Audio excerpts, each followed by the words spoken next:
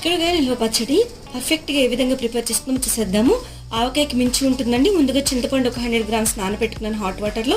అట్లానే చిక్కుడుకాయలు ఒక 1/2 kg తీసుకున్నాను. జస్ట్ ఇట్లా మనం డ్రైన్ చేసుకొని చిక్కుడుకాయలు వాష్ చేసుకుని నీట్గా మనం తొడిమి తీసుకుని పక్కన పెట్టుకుని ఆవాలు మెంతులు కాస్తంత వేయించుకొని పౌడర్ పక్కన పెట్టేసుకుని గ్రౌండ్నట్ ఆయిల్ తీసుకొని ఒక 250 గ్రామ్స్లో ఇట్లా చిక్కుళ్ళు వేసుకుని జస్ట్ ఇట్లా వేయించుకోవాలన్నమాట.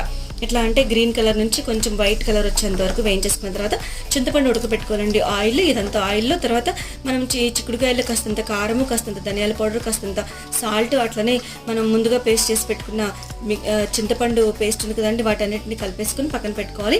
ఇప్పుడు దాని తాలింపు కొరకు ఒక బాండి పెట్టుకుని దానిలో కాస్తంత ఆయిల్ వేసుకుని ఎండుమిర్చి, గార్లిక్, అట్లనే ఆవాలు, జీలకర్ర, కరివేపాకు వేసుకొని ఇట్లా తాలింపు వేసుకోవాలి. కాస్తంత ఇంగ వేసుకోవాలి, కొంచెం టర్మరిక్ పౌడర్ వేసుకొని కొంచెం సాల్ట్ వేసుకొని మనం చిక్కుడుకాయలో ఇది కలిపేసుకోవాలి. చిక్కుడుకాయ నిల్వ పచ్చడి రెడీ అయిపోయిందండి. చాలా టేస్టీగా ఎమ్మిగా లాగించేద్దామా.